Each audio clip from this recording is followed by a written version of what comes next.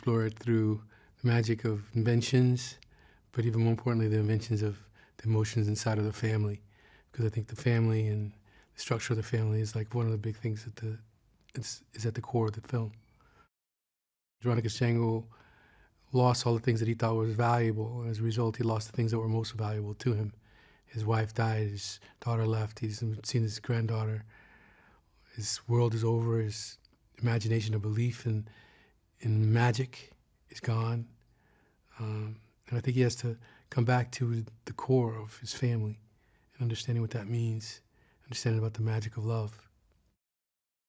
I mean, Jeronicus has been working for years and years to be able to create something that was spectacular, amazing. And he did. He created Don Juan. He literally brought this little being to life. And then it was stolen by his apprentice. Not only was Don Juan stolen, but all of his inventions, all of his books were stolen and taken from him. All the places where he put his imagination into were wiped away. And he had to watch as this other man, Gustafsson, rose from his inventions. And he continued to fall until finally you find him alone in a pawn shop. All of us have felt in moments, I think, where we've lost belief in ourselves and in the things that can happen in our lives, in our loves that were lost. And this movie lets us know that you can find those things again. And I think that's something that everyone understands. This notion of reuniting a family is really a big theme too, and I think that's something that people all understand. Whether they've ever been able to reunite their family, so many people are estranged from their family. They have this hope and this wish deep down, even though they've maybe even tried to discard it, squash it underneath their feet, that it could happen, that something can happen for them. He's a quantum physicist. He's an inventor, but you watch him making these formulas in the air. You watch her do the same thing. You watch them find what in the olden days would be like the elixir of life and putting it inside of this object to animate. It's almost shamanic in that respect, to take something and to infuse it inside of a doll or an instrument or thing of that nature and it come to life and it to be a part of our reality and our world. What's infused in the film that I think people won't be able to understand is David Talbot. I think he's been trying to get this done for 20 years, this story. And everything is infused with his spirit and his joy. If you go on the set, you feel this amazing feeling of joy, and because he's so giving and open and open to ideas, but clear on what he wants and desires, free to show people that he can give. And I think that spirit of that kind of energy is infused inside the film. And I think that people, they don't know when they watch something why the vibration changes them and why they want to see it and why they're so caught up in it. And I think in this case, part of that reason is going to be, a big part of that reason is going to be David.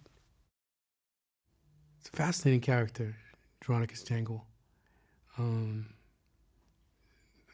I thought it was a great opportunity to get to work with somebody I think is really talented, and then get to explore a character that was coming from a place of complete. You see him in his joy, and then you see him in totally, very quickly after, a complete loss, and then how you rebuild that inside of yourself. It was a great thing to be able to experience a character, and then to watch the journey to be to enliven myself, to find more joy, to find more happiness. This is a great opportunity for me to get a chance to work on something like that with someone I trust like David to do it. One of the things I was most concerned about when we were first working on the part or trying to figure it out was living too much into the pain and the darkness of the character. I mean, I think we have to find a character who's resolved as to where he is, and then we watch him enliven himself. And that doesn't divorce itself from humor. That doesn't mean that he's not absurd at times. His own obsessions make him sometimes slightly absurd, which make him slightly funny sometimes. You know what I mean?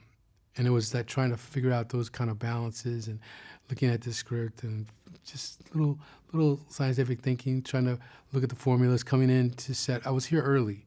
So I was here like, I don't know, month and a half early, you know what I mean?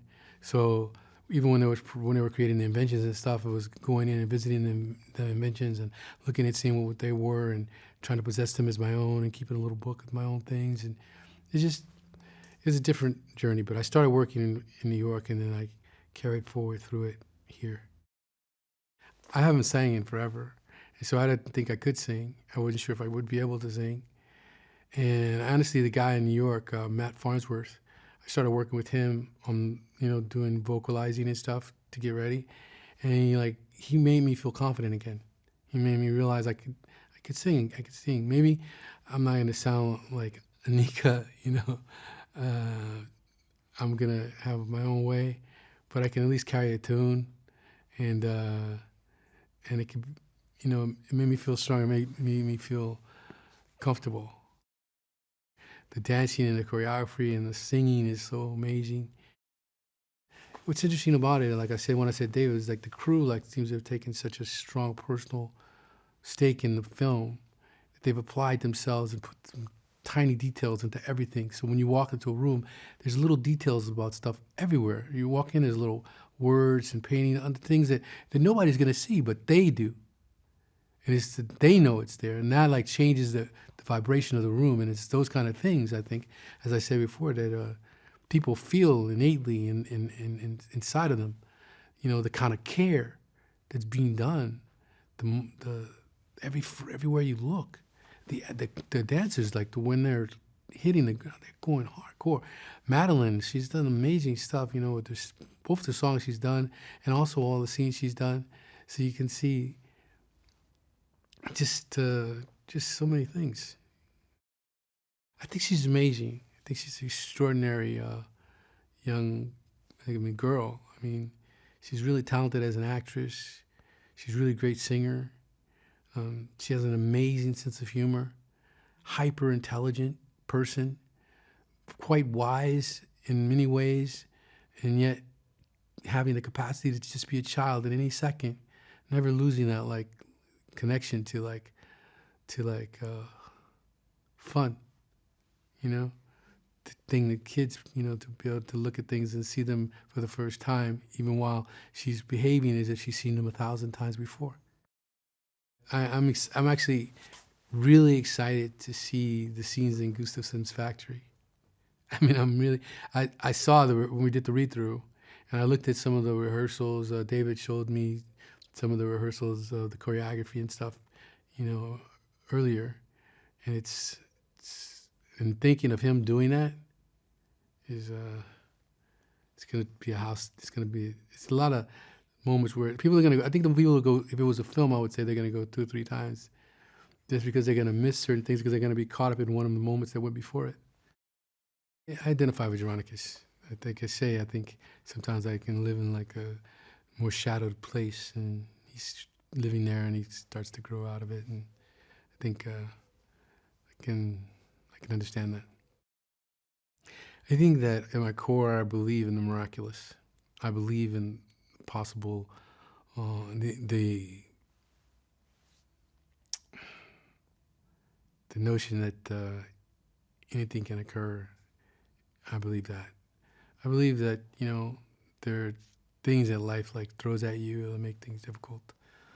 And you can sometimes lose that sheen or spark. And that's happened to me.